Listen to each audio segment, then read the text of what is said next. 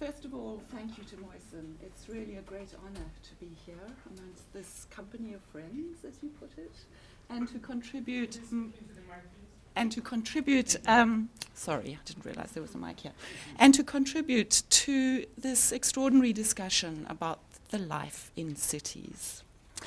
My presentation is on a very young city, the city of Johannesburg, which from its inception was a city associated with modern industrial capitalism and the segregationist policies, firstly of the British and then of the Afrikaner nationalists.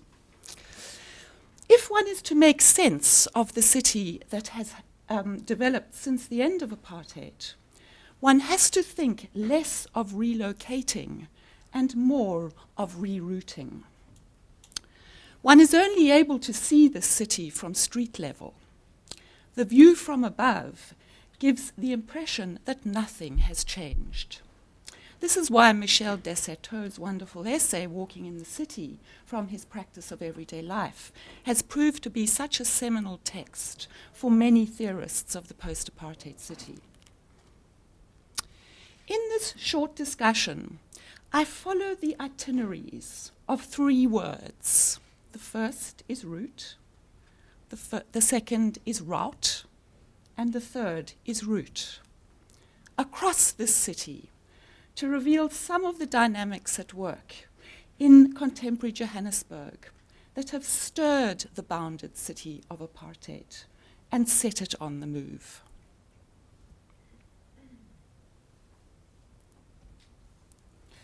From the window of an aeroplane, it's all too plain that apartheid has been deeply written into the South African landscape. Even the smallest town appears as two distinct towns. This doubling pattern appears no matter the size of the population. Here the white town, over there the black township. So writes Lisa Findley, California-based architect and critic, in a recent article in Places. Let me first of all say that Findley, of course, is not wrong. Every South African city did and still has its spatial shadow. However, this view from above occludes views of a very different city, both during the apartheid period and after. And these are actually two photographs of the South African photographer David Goldblatt, taken in the 1960s. This is the view from the street, where a far messier, more entangled, more convoluted spatial condition prevails. But let me go back to the apartheid city plan. The most far-reaching of apartheid planning laws was the Group Areas Act of 1950, a racial vision of population control through urban design. In it, each race group was assigned to its own residential district. Each district was separated from others, either by natural barriers, ridges or rivers, or by highways, railways, or simply a buffer strip of open space. In moving to and from work, no race group was permitted to cross the residential area of another. And in the center of the city, a racially segregated central business district housed all civic, cultural, commercial, and financial activities. This is a map of Johannesburg at the end of the apartheid period. The pinkish tone indicates built-up areas, and the white swathes between the buffer strips that separated the different parts of the city from each other, of which the mining land, which is that great east-west running white swathe, provided the major separation between the black south and the white north. Now, while this presents an image of fixed, clearly delineated boundaries, its reality was very different. For, in spite of the ideal that we have to separate them completely, said J.B. Foster, Prime Minister and Master Architect of Apartheid in 1968, the fact of the matter is, we need them. This acknowledgement of dependency produced not closure, but a thicket of countless instruments of humiliation and control, which permeated every aspect of everyday life. Boundaries were everywhere. Indeed, apartheid transformed bodies themselves into boundaries, operating as a biopolitics of discrimination and disqualification at the level of the skin. The skin was the site where the categories of violence associated with the boundary or the border, inspection, verification, differentiation, disqualification, was performed. The skin was a moving signifier, a wall, so to speak, that kept the moving body in its place. Group areas, while intended as a system of segregation, produced not closure, but incessant migration. Sorry, let me just stick there for a minute. Can this interpretation of apartheid as a systematization of bodies on the move also provide a lens through which to examine post-apartheid urban space and life and politics? Do mobility and flow provide clues to understanding the profound transformation that has taken place in South African cities since the end of apartheid, despite little apparent modification to their spatial structure? In my first book on Johannesburg, One City Colliding Worlds, I developed a research methodology which, looking back on, I can only refer to as a form of rooting about, of sniffing around like a pig, poking, prying, rummaging, turning up the soil to bring to light new narratives and understandings of urban life, and in doing so, to reconstruct myself.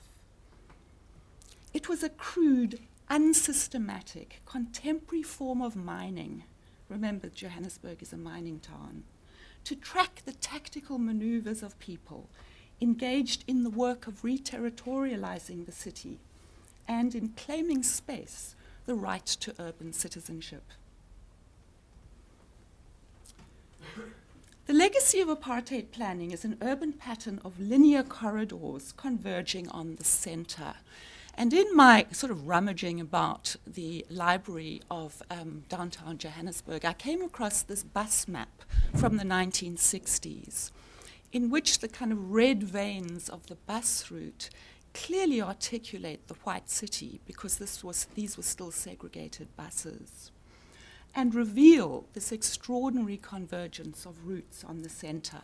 In fact, to get from the top left-hand part of the map to the top right-hand part of the map, you actually had to go through the downtown part of the city. You could not cross the city by public transport east to west. The centripetal force of this pattern meant that the city center was the first part of the city to be re-territorialized, to turn grey. And this is an early photograph of mine from the early 1990s, and Moisen Rodney places one of his wonderful postcards of what he called the township metropolis. Once apartheid restrictions against living and working in the city were lifted in the late 1980s, downtown Johannesburg was the site of intense experimentation with new itineraries and modalities of urban life. Undisciplined bodies and unfamiliar practices transformed the city, which took on the appearance of a liberated zone where apartheid had been routed. Rout is a military term pertaining to situations in which a defeated force is dispersed in disarray. It carries with it ideas of being overwhelmed, of flight, evacuation, dispossession, and repossession. In law, it refers to a disturbance of the public peace by persons acting together in a manner that suggests an intention to riot, although they do not actually carry out the threat. It is in this sense, I think, that the inner city of Johannesburg was routed. It became synonymous for white imaginaries with imminent collapse and catastrophe, serving as an ultimately futile, negative transitional object on which fear could be projected and kept at bay. White business, white bodies, white imaginaries fled the city centre, producing evacuated space and the conditions for the reinvention of urban life, space, and politics. The South African black taxi industry has been hailed as one of South Africa's extraordinary socio-economic success stories. In Johannesburg, 25% of all commuting is via minibus taxi. The city has 12,300 taxis, operating 1,200 routes, using 374 ranks, and carries some 500,000 people on a daily basis. This industry, and by 1994 it was an industry with associations, administrations, unions, its own police and rank marshals, etc., made large parts of the city not serviced by other modes of public transport accessible. This reterritorialization of urban space has produced some of the most fertile sites of economic life in the city and set up webs of economic activity extending deep into the rural parts of the country and beyond. It has also produced new architectures of vehicle holding. This is a picture of an early kind of very chaotic and actually quite violent kind of occupation of one of the inner city squares by a kind of, at this stage, quite violent taxi industry. But what has happened is this has produced some new architectures of vehicle holding, ranking, and routing, and the attendant activities of the daily commute: shopping, eating, medical consultation, simply hanging out. And I want to show you a couple of these new building typologies that have emerged. This is a very large transportation interchange in downtown Johannesburg. There you have some of the interiors, which are actually some of the most spectacular and monumental spaces, public spaces of the new city. This is another one of the taxi holding and ranking facilities, which actually caters to people who bring in traditional medicines from the rural parts of KwaZulu-Natal. And that very ironic picture of that little red tile roof is the building that houses traditional witchcraft and sangoma practices, flanked by the kind of brandy commercial behind it. These are some of the women who trade in that market, and these sites were set up through intense negotiations with numerous stakeholders to produce these kind of new ways of easing the flow of people through the city. And this is another very large taxi rank in Soweto. It's called the Baragwanath taxi rank. And here are just some examples of other architects who are actually playing on a much smaller scale with these kinds of sites. All of these buildings giving form to forms of public life, the politics of negotiation, and new relations between the body and the city.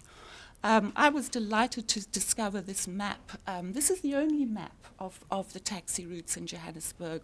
And what it actually is a map of the hand gestures that people indicate where they're going to from different parts of the city.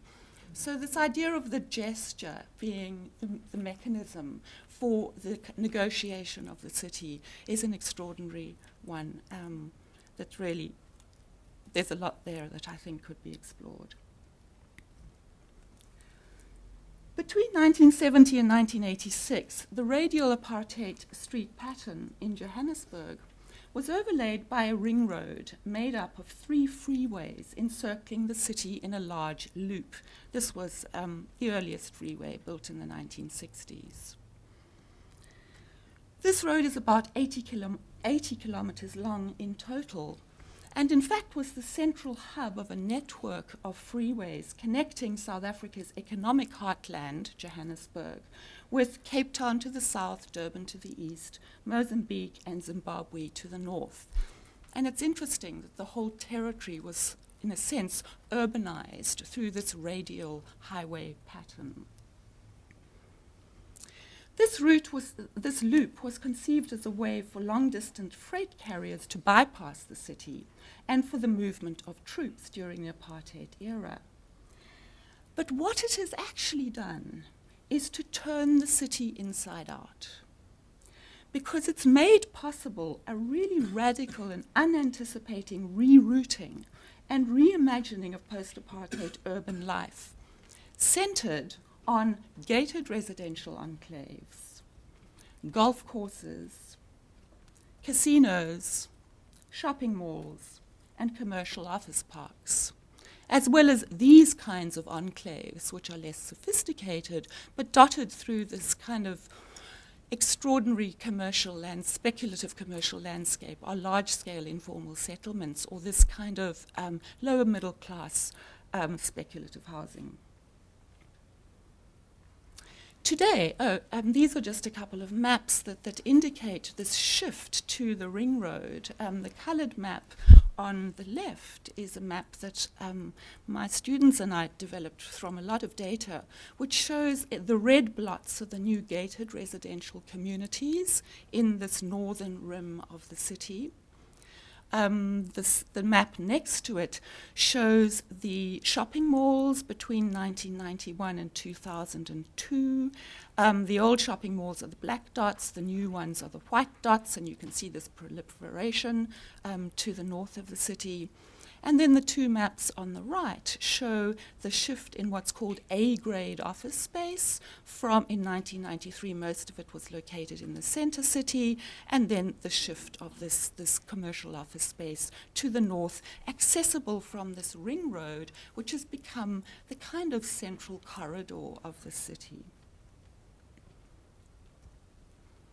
Today, this is where most of Johannesburg's middle class live. People like government ministers and bureaucrats, business managers, white-collar workers, etc., all choosing to live in this swirling, aspirant world, thereby short-circuiting the city centre and its immiserations, along with the inertia of the old white suburbs. Yet the black middle class live in this world in really interesting ways. Most live and work in the suburbs during the week, but return to their family homes in the south of the city in Soweto over weekends, thereby maintaining a connection to what they see as their cultural roots. I witnessed a sheep being stuffed into the trunk of that VW one Saturday morning when I was doing some research in Soweto a couple of years ago. This here's some other people on the streets. These are people who live in the north during the week and return to the townships in the weekend. And this is also having enormous impact on those old black townships. This, believe it or not, is Soweto today. There's this huge investment of capital into the former black townships, so they are beginning themselves to take on the appearance of middle-class suburbs. This circulation is facilitated by this highway loop. It serves as the new commons, a swirling conveyor belt of traffic, bodies, goods, and ideas, mixing them up, constructing hybrid urban lives, disrupting apartheid sensibility and space. The third route I'm going to cover very briefly, and this is the last one, is less apparent, but yet has produced no less a pervasive rerouting of urban life in South Africa and given rise to new relations between the body and the city, and that is the roots of HIV/AIDS. Belgian anthropologist Felipe and Malik Simone has also spoken about this, speaks of the body as the main building block or infrastructural unit of African cities.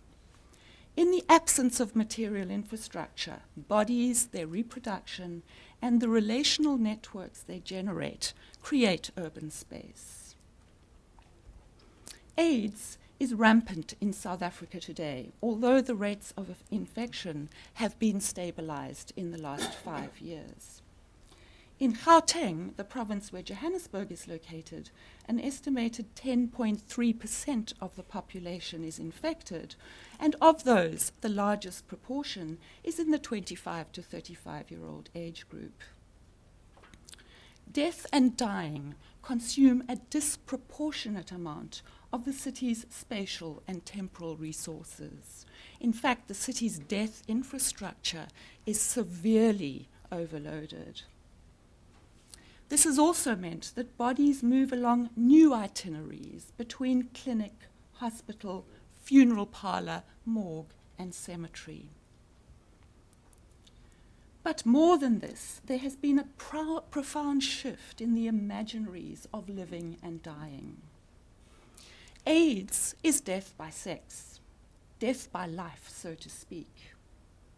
This means that the modern imperative to exercise power over it by marginalizing, medicalizing it, surveying it, banishing it from the flux of everyday life is no longer possible. In fact, a lot of AIDS patients die at home.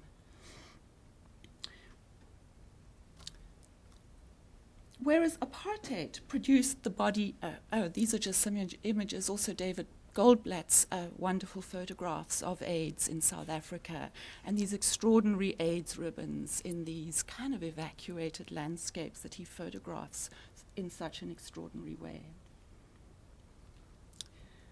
Whereas apartheid produced the body as boundary and segregated human relations, HIV/AIDS has subverted the very possibility of the boundary.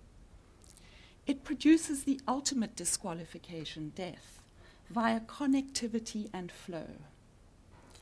Whereas under apartheid, boundaries were places one lived in, AIDS shatters boundaries and produces places where distinctions between living and dying are no longer possible or indeed no longer matter. In conclusion then, Johannesburg today, I argue, is a grotesque place in the sense in which Bakhtin writes in Rabelais and His World. Contrasting the ideal body as represented in the official canon of the West from the Renaissance onwards, a finished, completed, self-sufficient body with all its orifices closed, its facades impenetrable, and all aspects of the unfinished world, sex, eating, drinking, defecating, and the inner life transferred to the private realm, the grotesque body is an unfinished, incomplete project, in the act of decaying and becoming at the same time. It is full of open orifices, concavities and convexities. Outsides and insides are interchangeable, displayed. Life and death coexist. Johannesburg is incomplete, provisional, being made and remade and unmade at the same time, entering and exited by multiple trajectories, without boundaries, full of gaping holes. While aging and full of death on the one hand, it is also a site of intense life, mobility, and becoming. It offers an ambivalent, contradictory image of a city, monstrous and hideous from the point of view of the ready-made and the complete, but in its very provisionality and precariousness, generous in its capacity to remake the times to come. And as an afterword, I just wanted to talk a little bit about the kind of key instrumentality of architecture and design in this project of the post-apartheid city, this setting of the city in motion. Not only is architecture operative in the speculative real estate developments that I've shown, and believe it or not, these are designed by architects. In the enclave infrastructure, the gatehouses of the middle-class city, also architect designed. In the shopping malls and casinos. In the new public forms of public space that are developing in some of the very elite shopping precincts. In the hotels, in the insurance industries, and in the, this is the conference center. So architecture is very key to this reimagining of Johannesburg in a whole range of new geographies. It is also absolutely central to the collective project of commemoration, of remembering, and as we saw in that David Goldblatt photograph of the post office of forgetting, and in reference to Arjun's talk last night. Sorry, this is the Hector Peterson Museum in Soweto. This is the Apartheid Museum in a part of Johannesburg known as Gold Reef City. And this is an extraordinary building by an architect called Peter Rich, who some of you might know. This is the Nelson Mandela Yard in Alexander Township. So this project of commemoration and remembering has been architecture has been really key and really instrumental in this particular post-apartheid project. This is a square called the Walter Sisulu Square of Dedication. In these new institutions of civility, this is the Constitutional Court in downtown Johannesburg, the interior of that building, and this is the new Gender Commission building, which is a building in an old women's jail. So what I'm saying is that architecture and design is very central to this setting the city on the move, but in other ways too, and this is where I'll conclude. Architecture has set the city on the move in its circulation via exhibitions, via biennales, via publications, colloquiums such as this one, through which the city has found its voice in the in global urban discourse and culture. Thank you.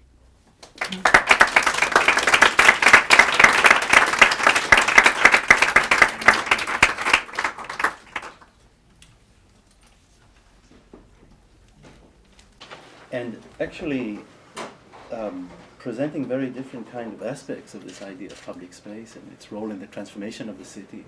In Cairo, we saw a single public space as a space of convergence, of meeting, of gathering, all the transformations of the city happening and symbolically kind of representing themselves through a single space, right?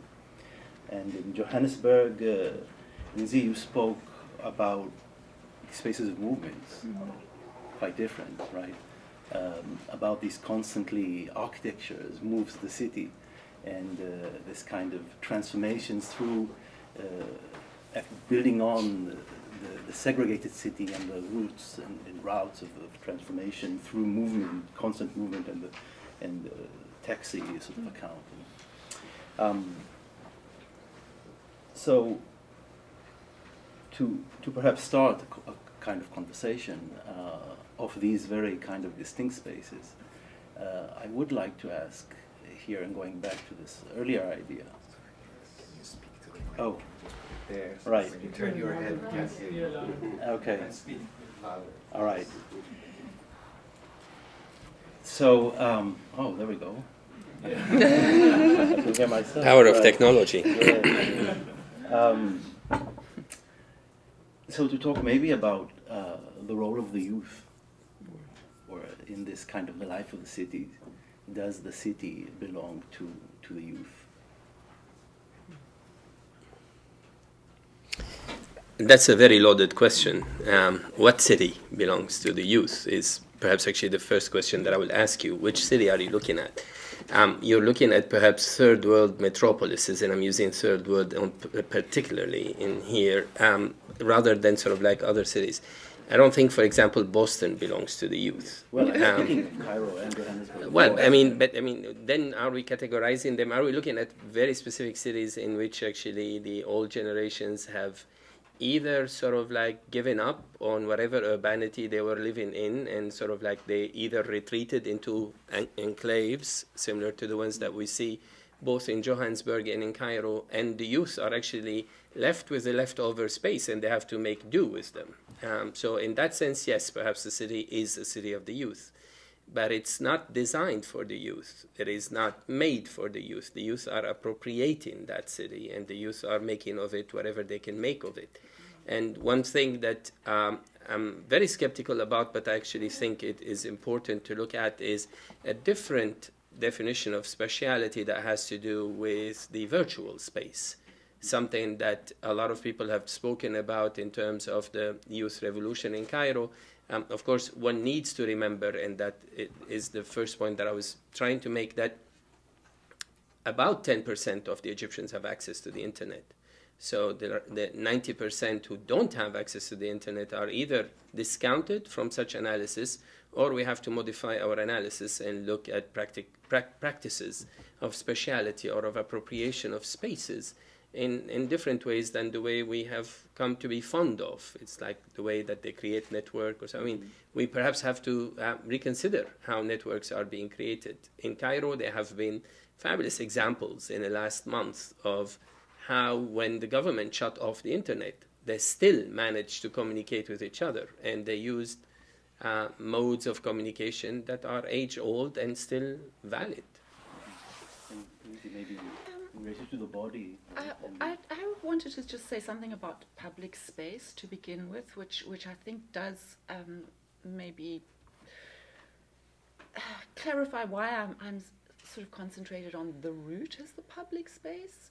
Apartheid had a very, very clear project, and that was to build over any forms of public space in the city in order to prevent what was insurrection. So a lot of Johannesburg's public spaces became the sites of supreme courts or the kind of symbols of authority. And now of memory.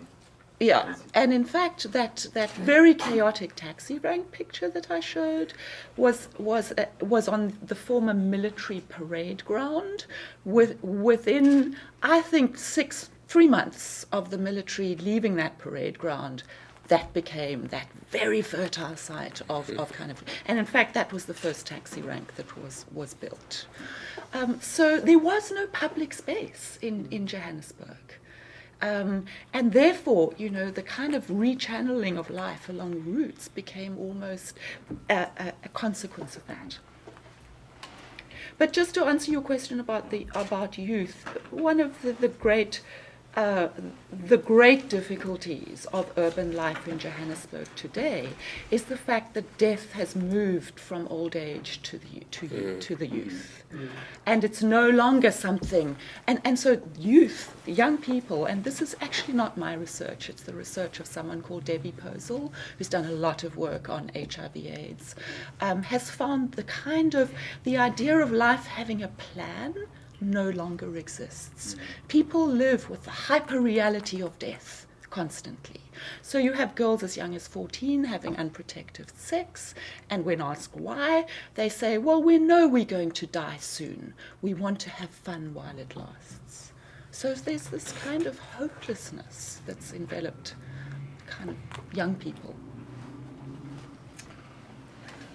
So perhaps we can open to a few questions. Yes, please.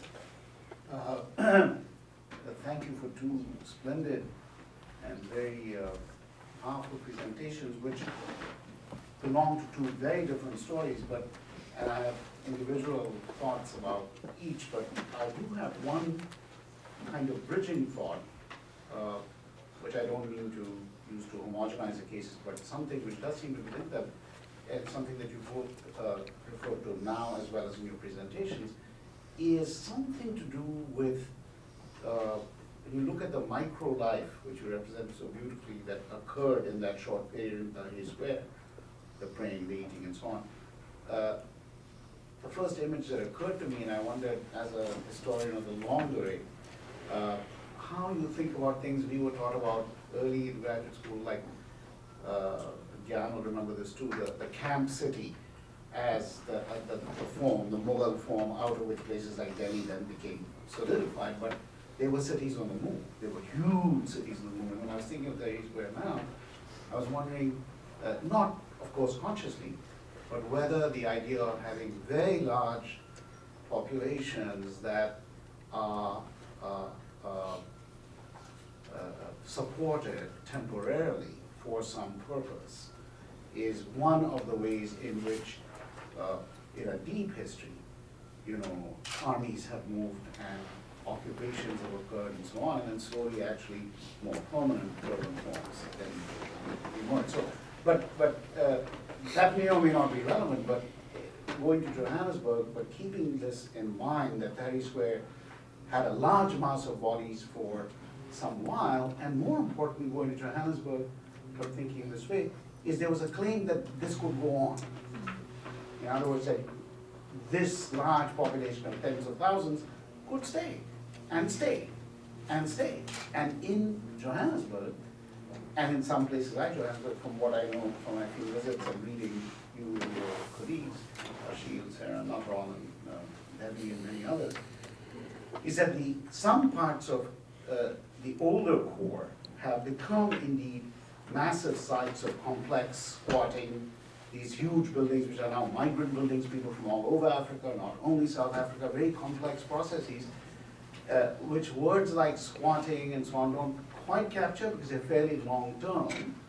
So the thread I'm asking each of you in your different context to consider is how much both change and efforts to fix things in these kinds of cities in part take shape through temporary occupancy, but which has a politics which implies its long-term potential. That is, we will stay as long as needed. Say in Johannesburg, young people's quarters, they're not about to leave anyway. They may wish to, etc.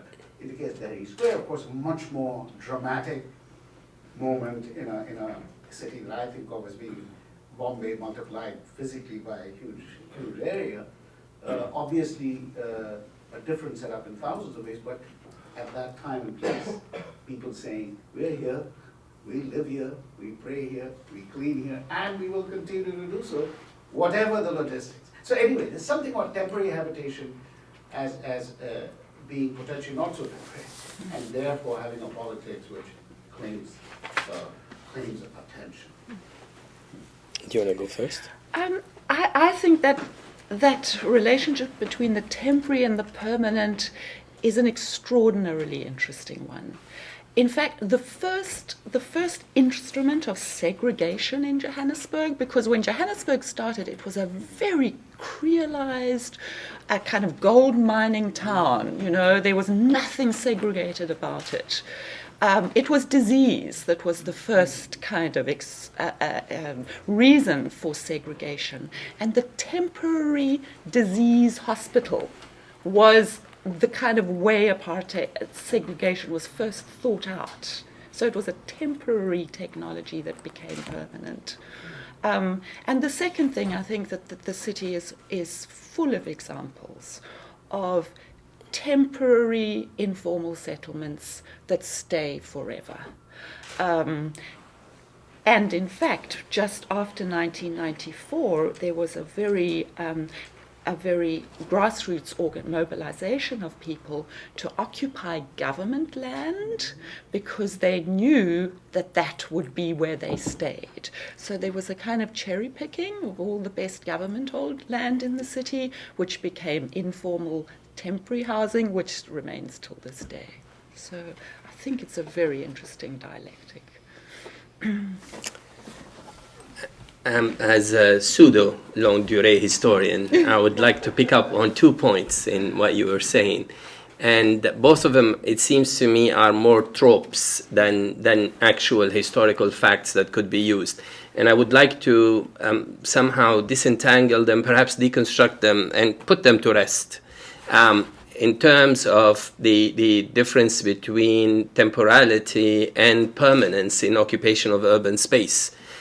One is related, I mean, both of them are actually general, but then I'm going to come back to Egypt. The first one is the trope of the climate. We didn't speak about that. And that is, there are cities that happen to be in climates that are moderate. So permanent occupation may not be a desired occupation. The second, and is a bit more problematic, and that is the nomadic background of the Islamic civilization in general. And that this has somehow inscribed itself deep in the minds of people belonging to the different cultures that flourished under Islamic civilization. I personally don't buy either of them, to tell you the truth, as explanations for the possibility of temporarily occupying a space and laying a claim on it for a long time. And the answer is, one is particular to Egypt, the other is actually more in relationship to your talk of yesterday. The one that is particular to Egypt, Egypt is perhaps one of the very few countries in the world that has a sense of nationalism that goes back in time. Egyptians know they are Egyptians, have known they are Egyptians for thousands of years. Topography has something to do with it, although geographers or neo-geographers now deny it and try to, again, debunk it. This claim of sort of like Egypt being surrounded by deserts on the two sides, having this Nile Valley, and everyone lives on the Nile Valley. But there is an intense urbanization, or if you want, habitation of that Nile Valley that goes back millennia. So Egyptians are actually people of the dwelling. They're not people of the move. And as a matter of fact, until this generation, Egyptians were very reluctant to immigrate. I mean, the first immigration coming out of Egypt is like 1960s.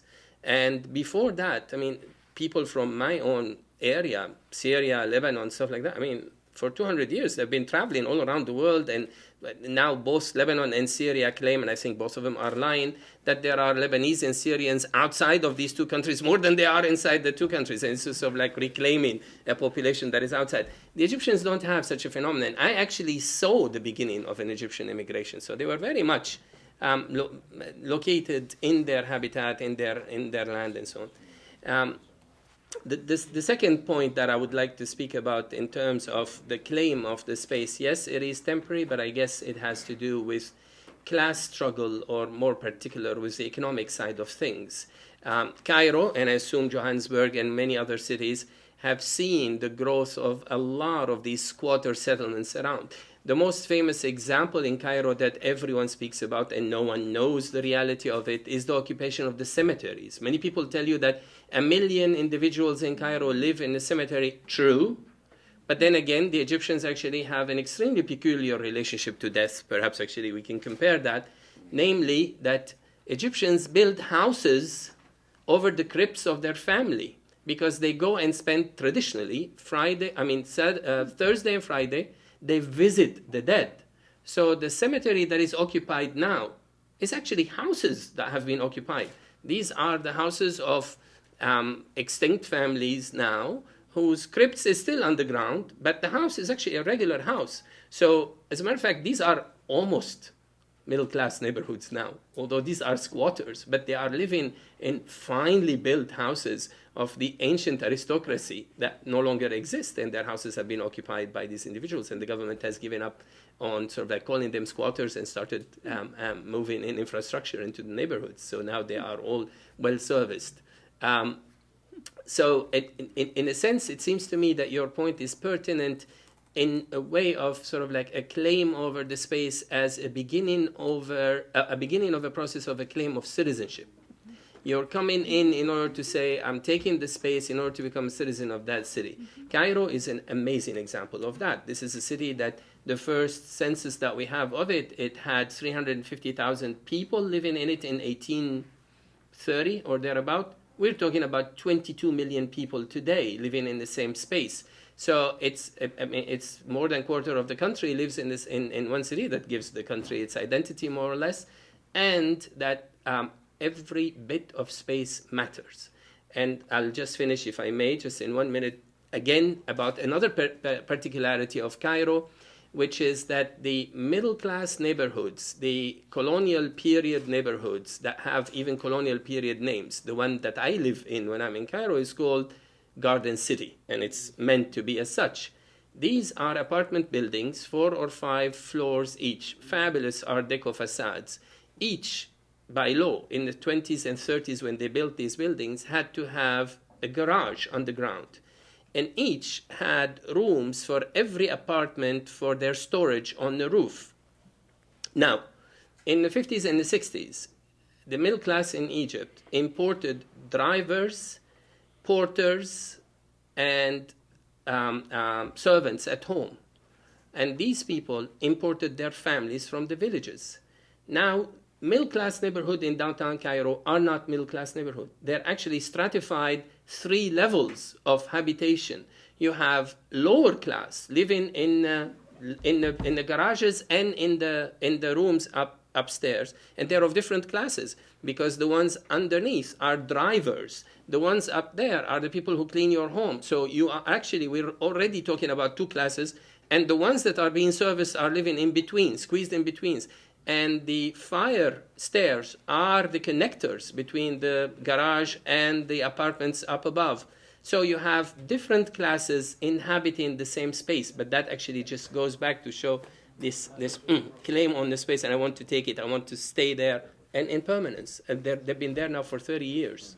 I just add one sentence, is that Mumbai and even the building I grew up in not only got this layering for very similar reasons, but as I said, some other talk here, the middle, which is a stairway, often has little servants' quarters, so the class structure of these things is incredible, of the wealthy, older buildings and so on.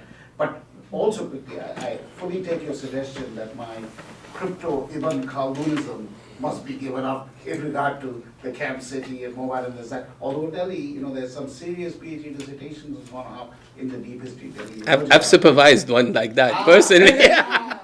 So, more to say on that, but Yeah. Thank you. Any further questions, comments? Yes, please. Just going back to the last comment you made about how Tahrir Square, was initially named after the 1952 revolution or 54, and then Oh, actually 52, but it was 54 event that and gave then it its name. Really, the meaning is in a way realized after 25th January this year, and it kind of reminded me of many of the comments that were made in newspapers and various other media about sort of Tahrir Square, which had to do with kind of sociological analysis of who were the people involved. The role of social media, the educated elite, and so on. And that was one way in which, the role of Muslim Brotherhood. And so there were a variety of ways in which people were trying to get a kind of fix on what kind of an event this was and who were the people involved. And somehow you could understand what was going on by focusing on the various social groups and ideologies that were behind it. And it seems to me from your account, and actually going back to what Arjun said, that there is something very kind of generative and performative about the event itself, something that you cannot simply get from going back to various social groups that are involved, and that at that particular moment there is a kind of a vision of society or nation being enacted and performed. And so the question I had was that if one thinks of that as a kind of an event where a new kind of a city is being imagined or enacted and performed, then what are the kind of linkages that people see among themselves? Obviously, my sense is it's not one which is based on the market. It's not a kind of an exchange relations among people who are involved. It's based on some other kind of solidarity, maybe solidarity against a dictatorship or solidarity against Mubarak and so on. So what is the kind of political imagination that you think, aside from the idea of kind of freedom, that one can kind of identify in the event itself? That's actually, your question is an extremely important question for anyone who's trying to understand first what happened in Egypt, but second, perhaps, that relationship between social network and spatial network, if I may say so.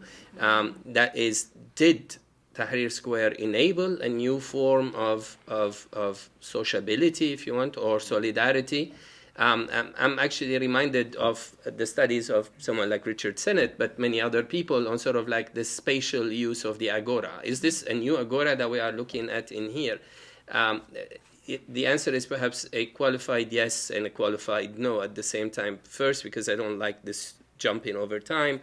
But the most important thing that happened in Tahrir Square is a little bit of an erasure of class consciousness.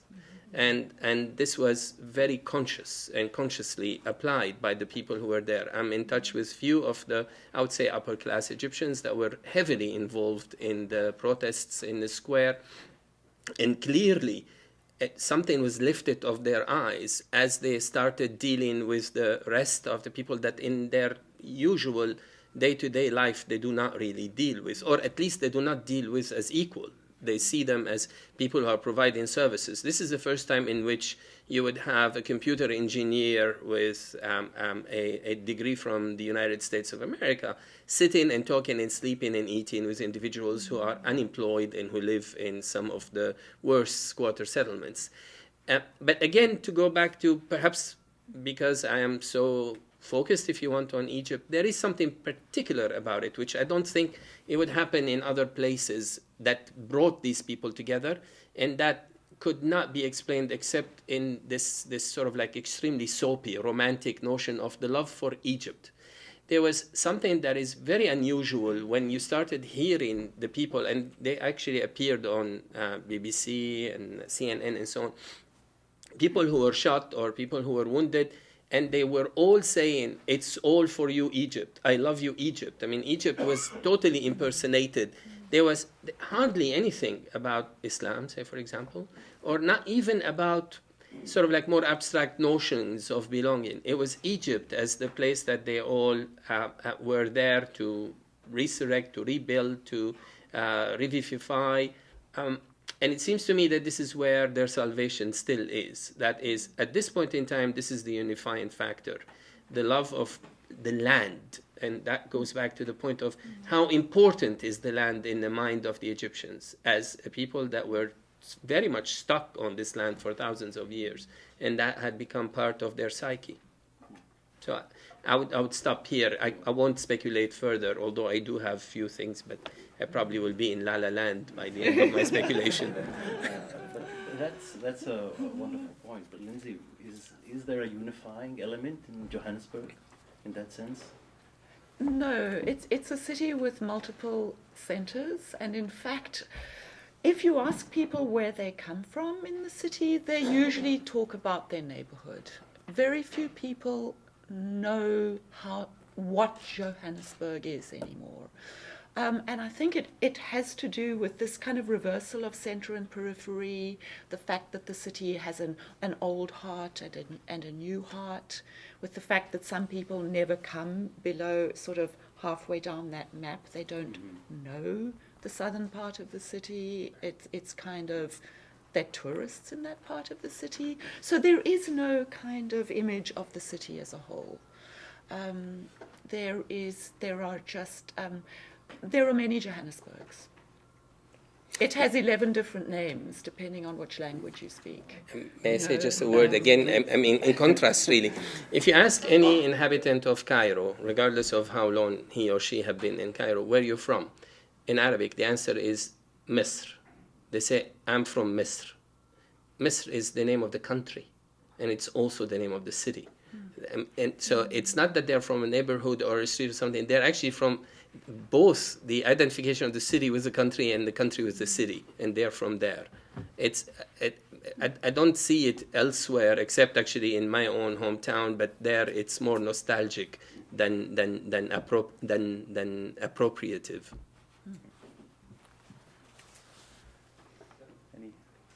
Yes. Ask a question about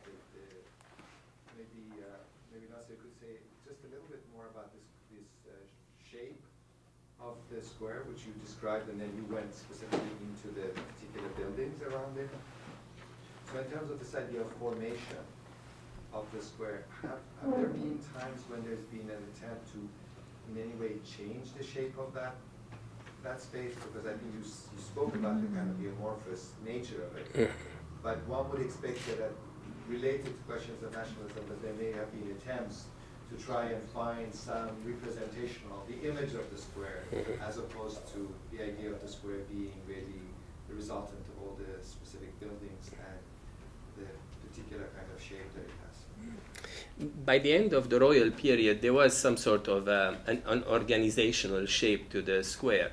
It was still sort of like, again, left over from what has been removed, mostly actually the barracks in the north part of it and the space around them. During the period of Nasser and Sadat, there were many attempts. They were thwarted at the end by the project of the metro, because that took many years of digging, and the square was basically a forest of hanging bridges that you cross from one place to the other for about 5 or 6 years. You couldn't even get into the square itself. funny that you asked this question, because the Mubarak regime in 2009 had a competition of actually redesigning the square, and there were redesigns of the square in which practically all the ones that are available online are an attempt at making it smaller. So whether it has something to do with the claim is actually to make it a little bit more logical in terms of transportation and in terms of vehicular transportation in particular, but did it have anything to do with, again, that point about regimes avoiding having large spaces that have no function, where people can occupy them and claim them and do something with them?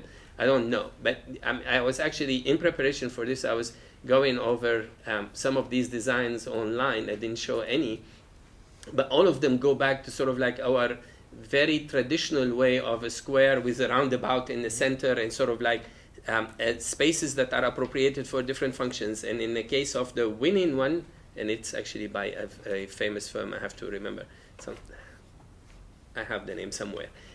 They occupy spaces with monumental gates to the underground network underneath. So they sort of like take over space that is now open and turn it into monumental architecture.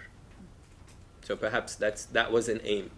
There is now a call for a competition to redesign this by the youth of January 25th Revolution. Actually, 2 former students from MIT are leading it. So Lindsay, I was very struck by the sort of insights you offered on what HIV was doing and the sliding of the age and death. And I was just wondering, what is the role religion is playing in the city, if at all, in terms of the implications it might have in the emergent form of some of these areas? Look, because of the late acceptance officially by the South African government that HIV does cause AIDS, the church stepped in terms of the provision of hospices, in terms of the care for AIDS patients, particularly in terms of the care of AIDS orphans.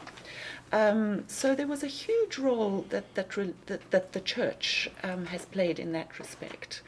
There are numbers of AIDS orphanages, hospices, the sort of care for the dying that the church has played a large role in. There is actually also a very interesting architect-driven housing project, which has taken the national housing subsidy formula and in fact developed a policy to add on to existing houses for families to take in AIDS orphans. So there's some quite interesting work that has been spearheaded by architects actually to address the spatial implications of this social disease. Right. Thank you very much. Thank you for a wonderful presentation.